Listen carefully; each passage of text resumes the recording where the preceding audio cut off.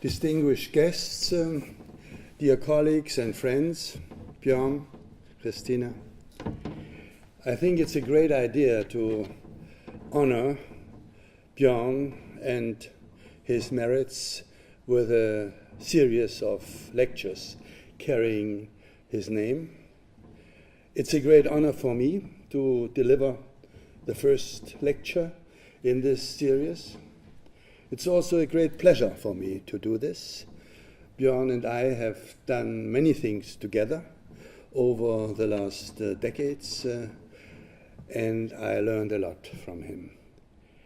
I hope that talking about history and historians is not too far away from the occasion, but then I know that Björn is not only a sociologist, but also a historian. When historians speak about basics of their profession, they frequently discuss the relation between past and present. So when the famous Italian historian Benedetto Croce approvingly noted that every kind of history is history of the present, as much as historians, he thinks, are more interwoven with the time period in which they write than with the time period about which they write. Or when the distinguished French historian François Hartog takes the opposite stand and deplores the hostile takeover of the past by the present, which all too often deprives, as he thinks, the past of its specifics. Although they may reject both statements as exaggerated, most historians are aware that the reconstruction of the past, which they practice as their profession, is a process of constituting relations, relations between past and present, between information about the past as we find it in our sources on the one hand, and the questions, viewpoints and hypotheses on the other hand, which we as contemporaries of the present time introduce into the research and presentation of history, without making it purely subjective. Past and present is not only the title of an influential journal existing since 1952, but the relation between past and present defines the context in which many debates take place when we deal with theories and methodologies of history as a discipline.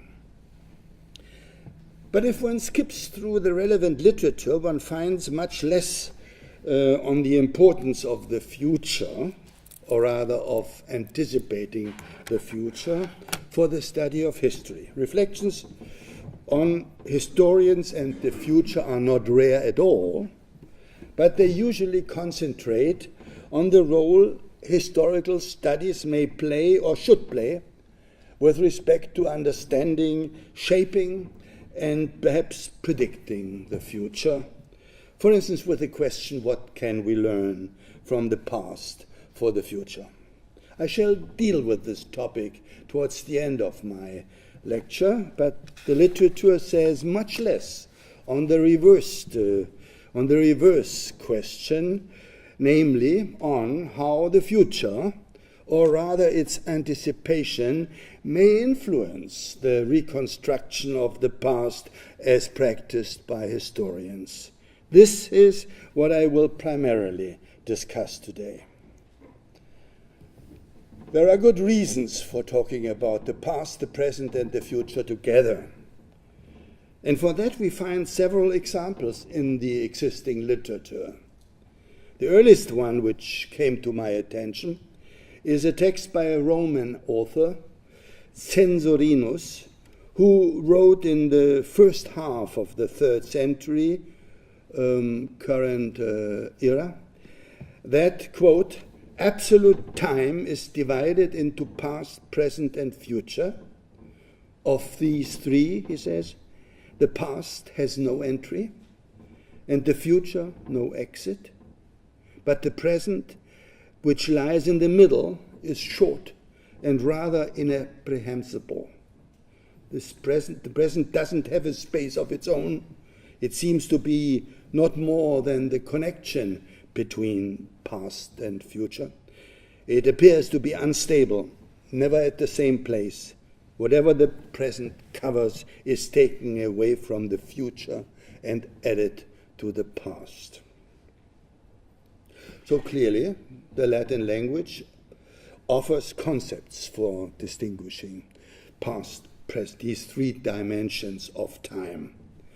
And the interconnection between them is discussed again and again, for instance, by the Christian theologian and bishop in North Africa, Augustinus, at the end of the 4th century, who in his autobiography distinguished between the mediated presence of the past in memory, memoria, the future anticipated in expectations, expectatio, and the present contuitus, which, though transitory, gains some duration in human experience, he says. He concedes a certain priority to the present, since it is the space from which past and future are noticed and constructed.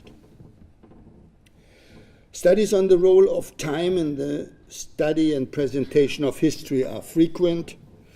The historians among you may remember names like Paul Ricoeur, Reinhard Koselleck, Peter Berg, Christophe Pomian, or Lynn Hunt. Frequently, such studies include some considerations on expectations and on the anticipation of future. Take, for example, Norbert Elias, who writes, I quote, "The future of today is the present of tomorrow, and the present of today is the past of tomorrow. The lines of division between them are fluid and permanently on the move." More recently, cognitive scientists and brain researchers, Vivian Evans among them, have described this trio, past, present, and future, as a universal phenomenon to which neurological processes and locations in the brain correspond, while the semantic presentation of this trio is culturally dependent and highly variable over time. In other words, ancient texts, theories of history, and modern scientists emphasize the interrelatedness of these three dimensions of time experience and demand that they should be treated together. Does the history of historiography confirm this view? So, in his standard work, What is History?, E.H. Carr observes that the writers of classical antiquity had little sense of history. This may be surprising as a statement about the culture which, after all, generated authors like Herodotus and Thucydides, who are frequently seen with good reasons as founding fathers of historical studies and writing. But Carr, who, like most of us, holds that change is central for history and historical studies. And he goes on and shows that Thucydides, for instance, believed, I quote, that nothing significant had happened in the time before the events which he described, and nothing significant was likely to happen thereafter. For the ancients, he says, history was not going anywhere. Quote, they neither believed in a different past nor in a different future. And he concludes, without a belief in the future, there will be no concern for the past, indeed no history at all. Other students of Greek and Roman historical thought, like Moses Finley, differentiated this picture, had much to add and to criticize, but basically it seems to me they agree. Ancient authors did not see qualitative differences, major qualitative differences between the past, the present, and the future.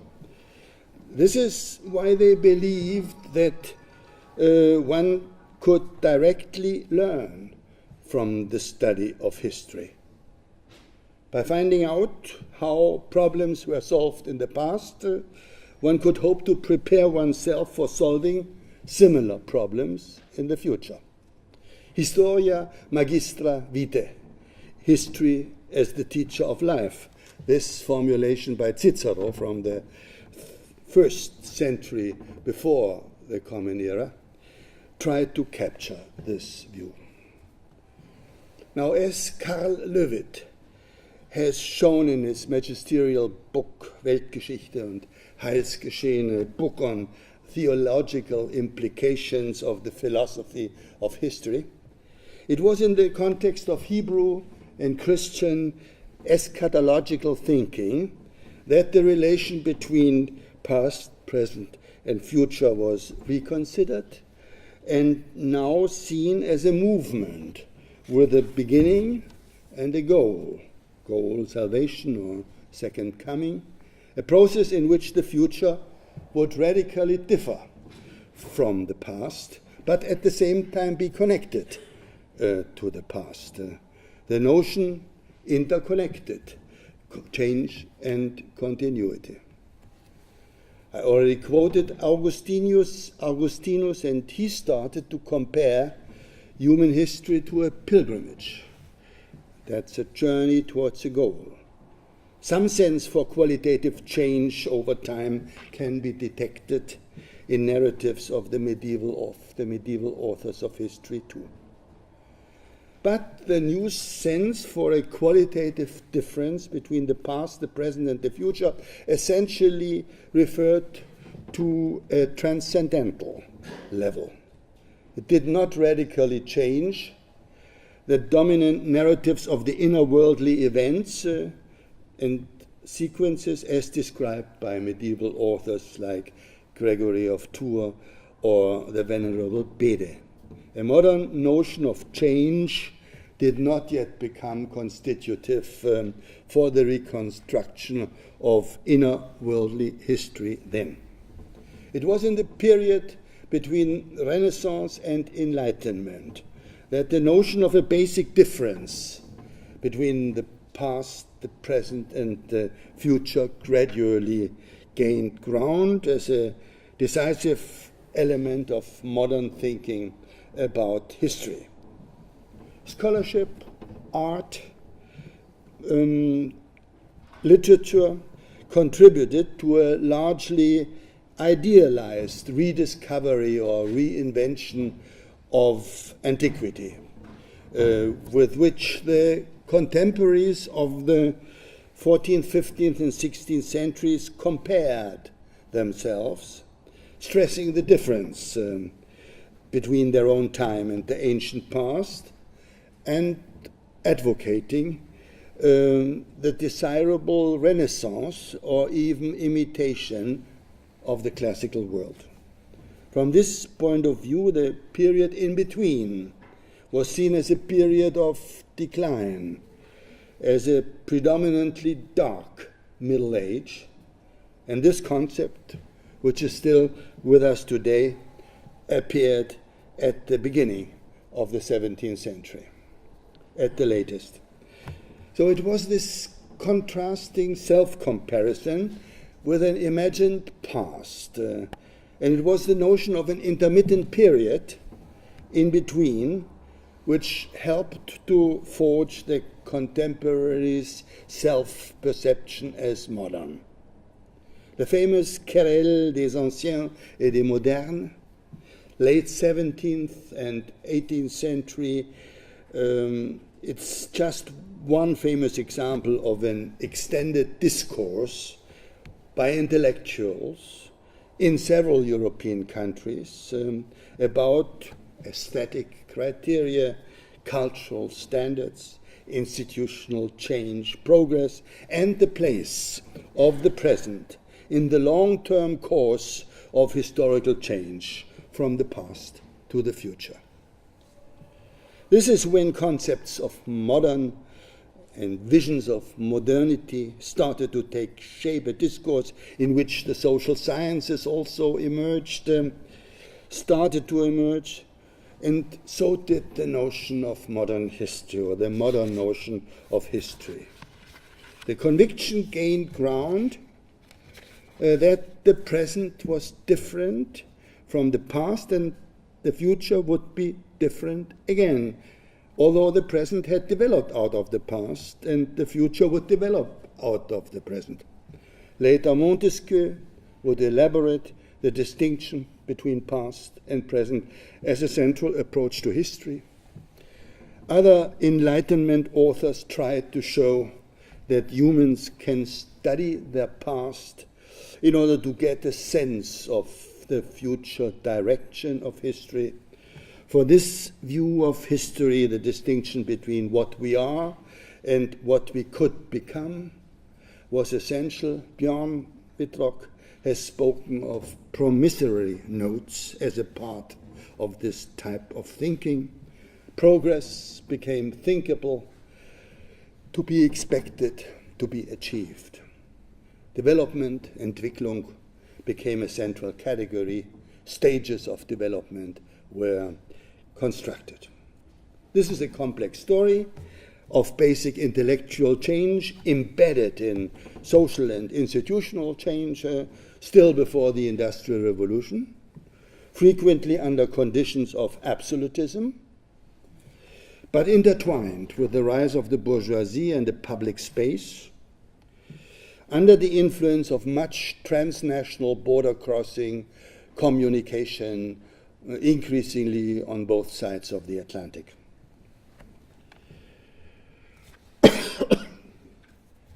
Here I only want to stress that a new notion of history was part of this complex change, a notion of history and historical time for which the future was important, as something different from the past and the present, usually as something more advanced, sometimes as a goal. The relations between past and future was seen as a two-way relationship. On the one hand, the reconstruction of the past was hoped to shed light on the direction which history will follow in the future, and on the other hand, the anticipation of the future, expectations as to the future, hope or fear, yielded viewpoints and questions which were used for reconstructing the past and relating it to the present. Lynn Hunt has shown how this type of historical thinking became a political force in the French Revolution, which at the same time helped to discredit it. If we look on the late 18th and 19th century, we find competing schemes of historical thought, which questioned the built-in universalist claims of Enlightenment history. Take Johann Gottfried Herder and his Another Philosophy of History of 1774 as an example. He stresses the diversity of human forms as resulting from their development under varying circumstances. He gives legitimation to different quests of different people for different ways of development, in contrast to following one general pattern as preferred by Western Enlightenment thought. He sees and welcomes history as an instrument, as he says, of the most genuine patriotic spirit. Or take the founding fathers of German 19th century historiography, Ranke, Niebuhr, Droysen, living after the French Revolution and after the Napoleonic Wars. They were in many ways critical of the Enlightenment. They questioned the universalist belief in progress as elaborated by Voltaire, Condorcet, the Scottish philosophers, Kant, always in different ways.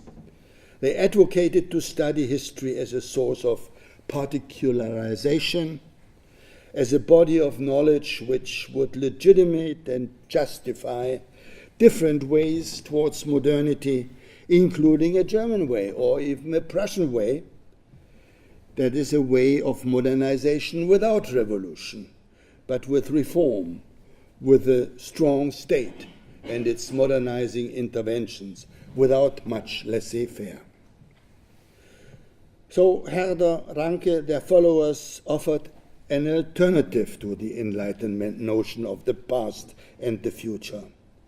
They were critics of Western Enlightenment thought, but they too had a vision of the future, something they expected and either hoped or feared to come. In the cases mentioned, it was the vision of a German nation-state, not yet existing at the earlier time, as part of a world of established or emerging nation-states in Europe. These historians and many of their readers understood historical studies and historical teaching as contributions to reaching such an aim. And at the same time, it was this expected and desired future which strongly influenced their viewpoints, their questions, their concepts, and even their methods when reconstructing the past as historians. This is what I want to stress, quite apart from which basic belief authors promoted, and that differed a lot, quite apart from how they saw progress and modernization, quite apart from whether they accepted certain categories like progress and modernization or rejected them. Still, they shared a basic epistemological presupposition, an intellectual experience which the historian Reinhard Koselleck has described as the increasing or widening gap between the space of experience and the horizon of expectations. That is a fundamental difference between the past and the future, which were nevertheless connected.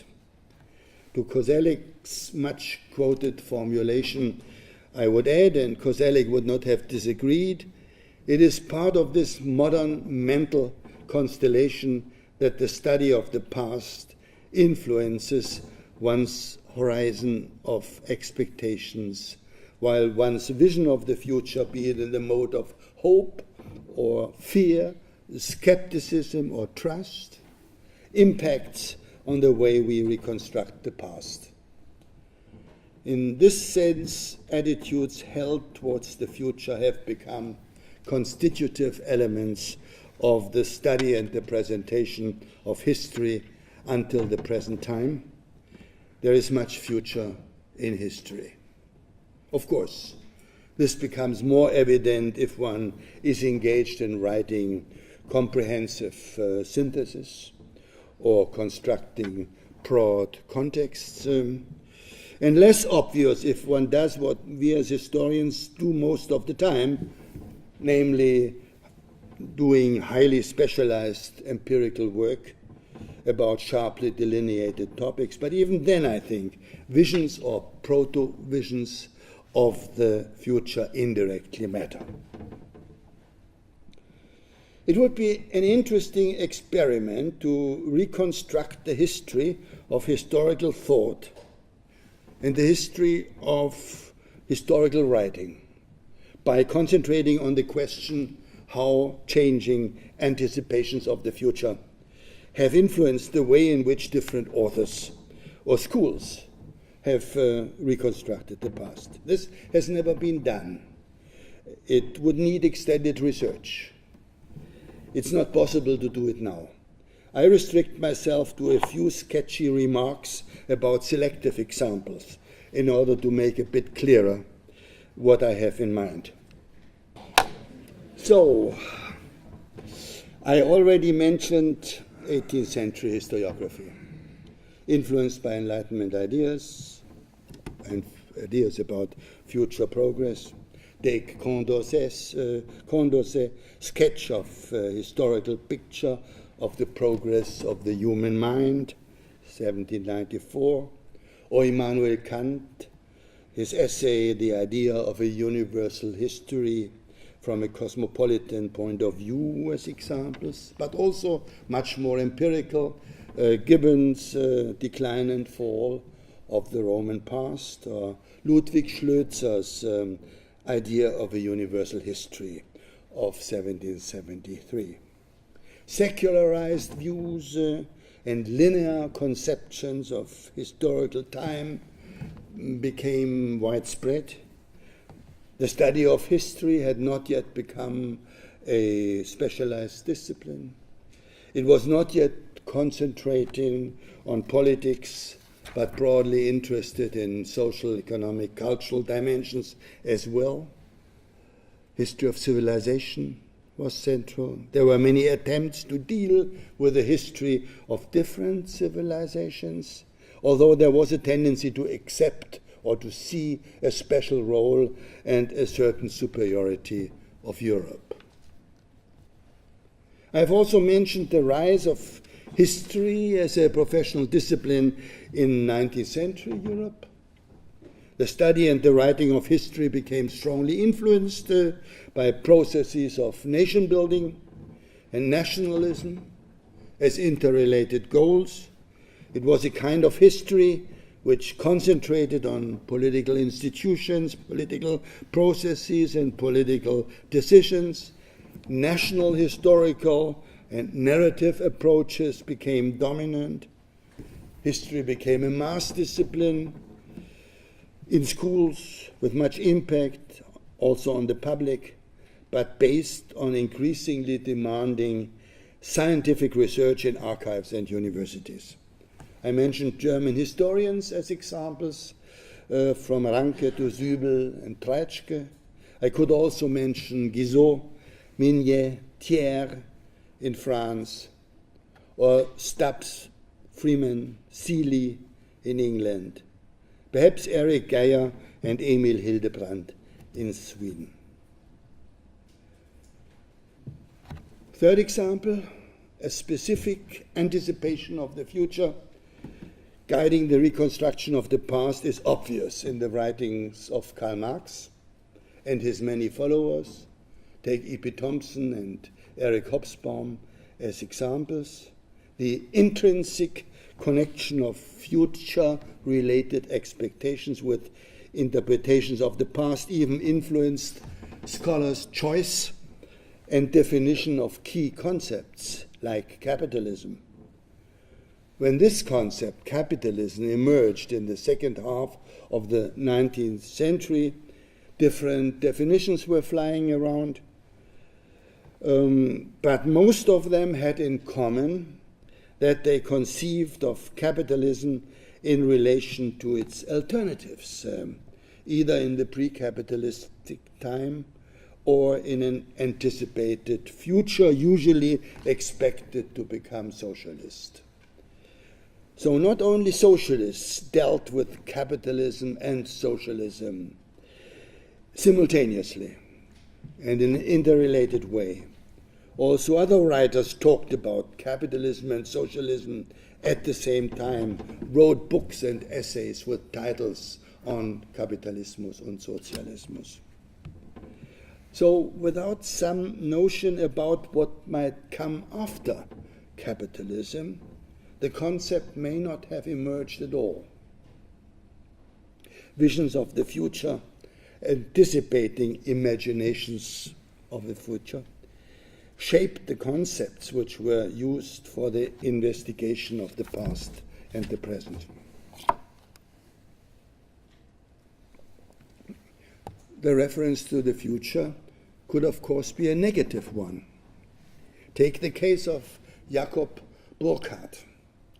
Very skeptical expectations as of a not very consoling future in modern times motivated this 19th century Swiss historian to commit himself to reconstructing periods of the relatively distant past, like the culture of the Renaissance in Italy, 1860, and towards stressing by what it was different, by what these periods were different from the present.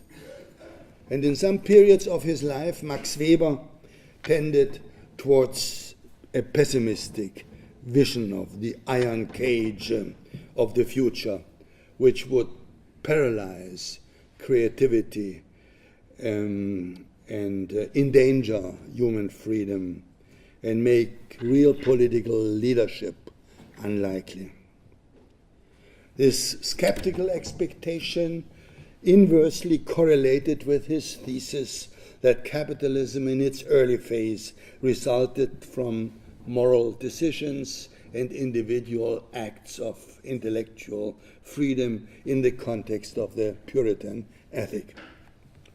Or take Walter Benjamin's interpretation of Paul Klee's painting Angelus Novus as an angel of history, written by Benjamin in 1940.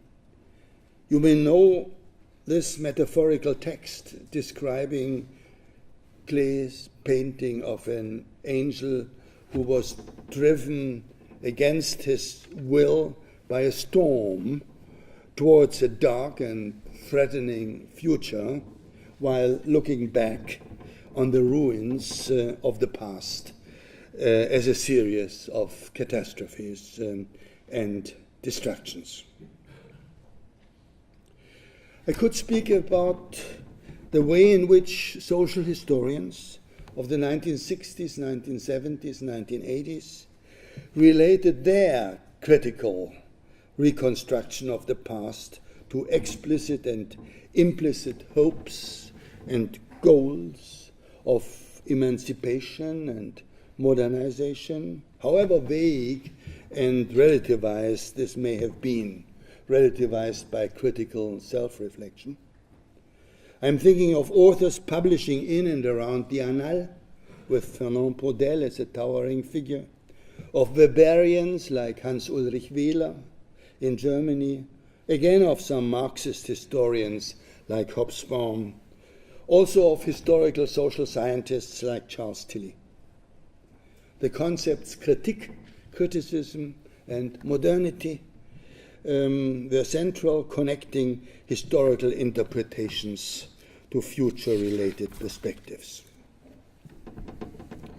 Postmodern historical thought gained some ground since the 1980s, more among theoreticians like Frank Ankersmith and Hayden White, but also among authors of empirical works, particularly in intellectual history, like Dominique Lacapra or Patrick Joyce in labor history.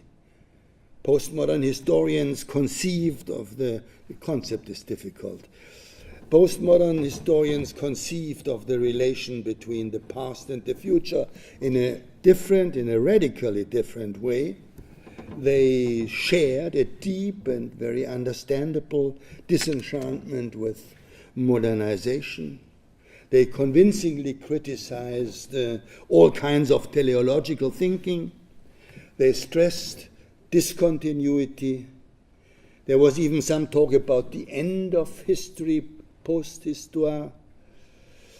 In the framework I have chosen for this lecture, one can say that postmodern thinkers had no difficulties in stressing differences between the past and the future.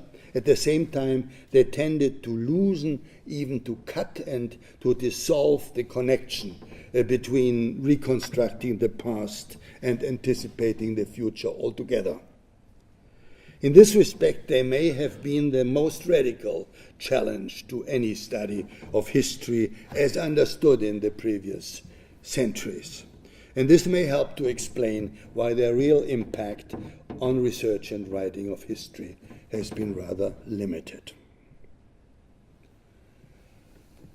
One of the most interesting and promising developments of the last 2 decades has been the move towards transnational, in the last instance global history. This move, practiced by a quickly growing minority of historians in different countries, has been influenced by changes in the real world, decolonization and post-colonialism, accelerated globalization in the sense of a quickly intensifying interdependence between countries and world regions, which does not mean increasing convergence or cohesion, but intensified entanglements across borders, economically, politically, migration with respect to other communication, of course, knowledge.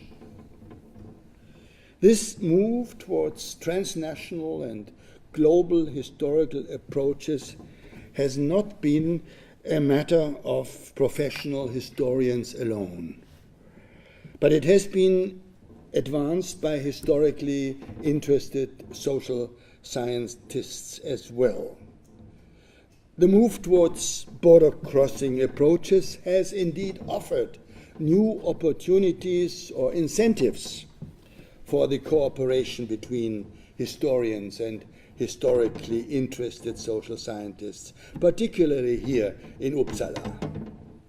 Under the leadership of Björn Wittrock, SCAS has become a globally recognized center for different forms of globally oriented cooperation between history and the social sciences. So the study of multiple modernities, discussion about the dialectics between progress and war in modernity, but also a very fruitful interdisciplinary discourse about the axial age, Achsenzeit, a global phenomenon of the basic multidimensional change in the middle centuries of the first millennium before the Common Era, have been initiated and supported and housed by SCAS. In such fields, it is in such fields that Björn has not only left his footprint as an influential and imaginative leader and coordinator of scholarly activities, but also as an original thinker and author. I hope his seminal essays will be collected and presented under one cover soon. Without SCAS and without Björn, the international move towards global history, which occurred in the last 2 decades, would look different and be less substantial. It is with reference to these recent moves towards global history that the relation between reconstructing the past and anticipating the future is facing new challenges and may get new additional importance. Just 2 short remarks on that, maybe also as a question. The paradigm of historical thought, which I discussed in this lecture so far, is clearly Western in origin. I do not know whether analogous or similar notions of history, stressing both the basic difference between past and present and future and their connectivity, emerged in other civilizations as well. Do the Western origins of this paradigm of historical thought make it less useful or even inappropriate when we move towards understanding history as a global phenomenon? I do not think so, but others may disagree. Second remark in this context, globalizing our view of history may further contribute to making any naive belief in progress obsolete, as far as it still exists at all. It further challenges unreflected Eurocentrism and Westcentrism as far as they still inform historical thought. But dealing with our history in an increasingly global perspective may be encouraged and guided by renewed visions of the future as a future of mankind with innumerable differences, but also with universal needs, dangers, and opportunities. And maybe this kind of hope, not prediction, should play a larger role in the present quest for global history than it does. So much on the role of the future, or rather of the role of the anticipation of future in the study of history. Let me now shortly turn the lens around and ask, on the basis of what I have said so far, what role the study of history can play in preparing us for dealing with the future. And I want to do this by concentrating on the question what learning from the past for the future might mean. This is an age-old question which historians rarely ask themselves but are frequently asked by others. From what I said so far, it should be clear that the possibility of learning directly from history in the sense of historia magistra vitae are very limited. If the discrepancy between the space of experience and the space of expectations is a basic fact, at least under the conditions of fast change which defines modern time, and if this discrepancy is a fundamental condition of historical thought and of history as a discipline, then the solution of past problems will not teach us how new problems can be solved. If we try, nevertheless, we may be led astray. Remember the Caesura of 1989 to 91. On the basis of historical knowledge and historical experience, many of us had assumed, in the 80s, 70s before, had assumed and predicted that an empire like the Soviet one would not go down without ruptures, violence, and bloodshed, at least not in a foreseeable span of time. The break, which is now remembered as the non-violent revolution and which led to the fall of the Soviet Union, to German unification, and to some other important changes, took us as a surprise. Because we had tried to learn from history, we got it wrong. Historia magistra vitae, nothing to rely upon, because of the structures I have discussed in this lecture. Still, this may not be the last word. The expectation that one can learn from history has not disappeared altogether.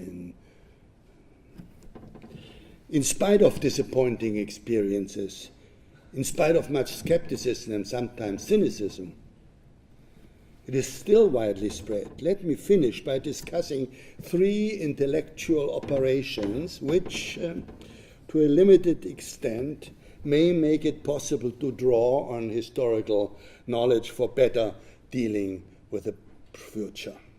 First, it should be noted that outstanding historians were convinced that it is possible to learn from history. Take Marc Bloch and Reinhard Koselleck as 2 examples.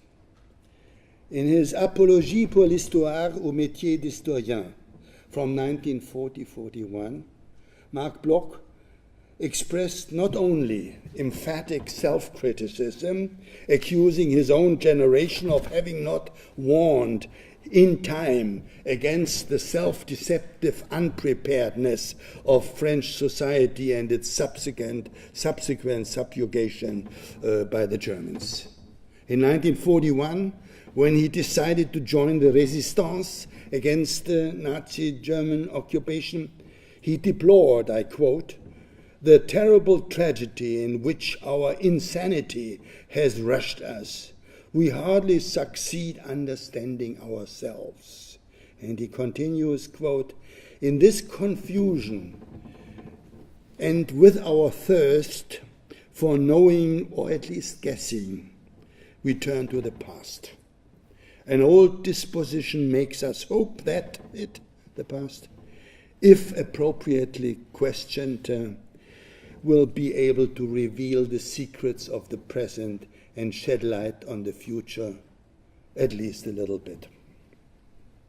Basically, he was convinced that historical reflection and investigation can lead to the discovery of regularities. Regularities always valid only within a limited period of time, which may help to provide orientation in spite of many countervailing tendencies of which he was very much aware. Reinhard Koselleck has done much theoretical work to show why history cannot be the teacher of life, magistra vitae in the ancient sense, and I quoted him and used his theory of the modern gap between the space of experience and the horizon of expectation for making my points in this lecture. The more surprising it is that in the last decade of his life, repeatedly, Koselleck stressed that there are Wiederholungsstrukturen, structures of repetition which allow limited predictions on the basis of historical knowledge. Would not many of us share this conviction? Would we not make certain statements of probability and, in this limited sense, predictions on the basis of historical experience and historical knowledge? For instance, about the usefulness of foreign policy issues for governments managing social and political tensions at home and gaining domestic support otherwise disappearing, or about the next crisis of or within capitalism without describing it in any exact way, or on the very limited usefulness of direct forms of participation, for instance, council democracy, Rätedemokratie, when it comes to creating stable democratic relations in complex and large-scale societies over longer periods of time. Such statements would not be formulations of laws claiming validity forever, nor statements about anthropological constants, nor statements about isolated cause-effect relations working independently from contexts. On the contrary, if we would be ready to accept the idea of limited time spans within which such statements can claim validity only, we would expect that such regularities work within contexts which determine, or at least co-determine, in what way, to which degree, and even whether these regularities become operational. And you would have to be satisfied with probability statements, accepting the arrest of uncertainty impossible to overcome. Still, such knowledge of conditional regularities on the basis of historical experience and reflection may nevertheless provide orientation. They may help to make prudent actions more likely. One way of learning from history. Apparently, the basic difference between past and future does not exclude the existence of structures of repetition within more limited periods of time, and in certain respects, in spite of fast change and non-repetition in other respects. If it were my aim to further conceptualize this finding, I would have now to distinguish between different extensions, Erstreckungen of future, long and distant future, different from immediate and near future, and with intermediating grades. And we would have to distinguish between different dimensions of human reality, each of which may have its own type of temporality, different from others. But I leave this not only to another occasion, but also to those colleagues who do theory of history, not only as a hobby like me, but as a serious main profession. Rather, let me quickly describe a slightly different or related set of intellectual operations which may help us to make historical knowledge useful for dealing with problems of the present and the future. Let me take one example. When the Great Recession hit in 2008, not only scholars and commentators, but also top decision makers turned to historical knowledge in order to understand what was happening and what might be done. Comparison was the main strategy adopted, comparing the turmoils of the present with the Great Depression of the 1930s. What were the dominant intellectual operations? What were the results? It was a decisive step and not self-evident to identify both turmoils as crises of or within capitalism. Then it was central to describe and monitor similarities.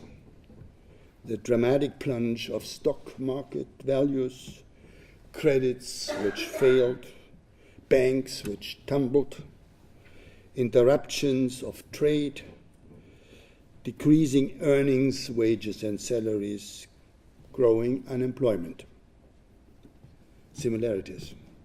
The next step, or rather, let's say another part of the analysis, was the identification of the likely causes and of the highly problematic social and political consequences of the economic crisis of the 30s. Here the analysis got on much more difficult ground because different opinions compete with one another as to causes and consequences. And the comparison also led to the discovery of differences, dissimilarities between the two cases, different types of capitalism then and now, different degrees and forms of globalization, changed attitudes towards saving and spending, a very different role of the United States in the economic and political order of the world, etc. And these uncertainties and these dissimilarities limited the possibilities of the next and important step of the analysis, of the comparative analysis, namely the question what could and should have been done in the 1930s to avoid the partly catastrophic results, and what should be done now in order to avoid similar consequences in the present. No easy answer available, neither for historians nor for policymakers, of course, within a web of interests and power relations, winners and losers. But as you know, the lack of government interventions in the 1930s was identified as a major mistake, and the decision in favor of massive government intervention, massive credits, bailing out institutions too big to fail, availability of easy money was taken. This decision was taken with much success, but also with non-intended consequences, rise of sovereign debt, basic current problems in some states, Euro crisis, consequences in the future to which the historical analysis may have failed to point. I will not go further on with details. My main point should have become clear. Intertemporal comparison, which, like all comparison, discovers similarities and differences, is a good strategy if the aim is learning from the past for the present and future. It helps to sharpen one's categories. It shows how changing contexts matter, how important they are. This does not overcome uncertainty, nor does it exclude wrong conclusions, but it allows to come up with recommendations of future-related action in the present. Whether these recommendations can be translated into real politics is another question. Very quickly, there is a third meaning of learning from history. To quote Jakob Burckhardt, the Swiss historian whom I already mentioned, and who wrote in 1868, I quote, "Wir wollen durch Erfahrung nicht sowohl klug für ein andermal, als vielmehr weise für immer werden. From historical experience, we do not want to become smart for another time, but wise forever." Now, it's not completely clear what Burckhardt had in mind, and maybe he even formulated this in a slightly ironic way. Most likely, he alluded to the knowledge and the education of historians, particularly those historians who, like himself, dare to look beyond their narrow fields of specialization, historians who know how to deal with long-term change. After all, that's the core of their job. Historians who are familiar with a complicated reciprocal relation between structures and actions, and who have learned to deal with the usual gap between the intentions and the results of actions. Burckhardt may have had in mind that it is a central task of historians not to isolate causal factors as variables, as many social scientists like to do, but to study what in German is called Zusammenhang, context, connectivity, including the connection between experiences of the past and the anticipation of the future. Qualifications like these can be acquired and trained by the careful study of the past. These are the qualifications of good historians and good historical social scientists. And such qualifications may be hopefully useful for shaping reasonable expectations, making good choices, and guiding effective action, and prepared for disappointments in the future. So thank you very much.